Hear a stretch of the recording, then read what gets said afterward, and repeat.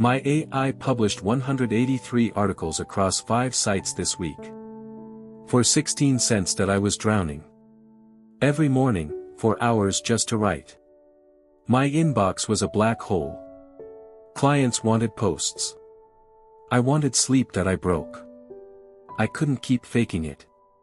So I started testing something. A small workflow. Just to see what sticks.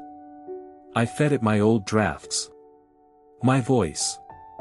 My worst mistakes. And then I let it run. That thing wrote 37 articles before I finished my coffee. For less than a bag of chips, from 4 hours to 11 minutes. From 1 site to 5. My business tripled last month. But that's not the point. The point is I got my mornings back. My brain back. I'm not a machine. That's the real win. And it costs 16 cents. That if you're still writing every word yourself, ask yourself why. And if you want the same shortcut, comment AI, and I'll send you the workflow I use. CogCloud made it stupid simple. No pitch.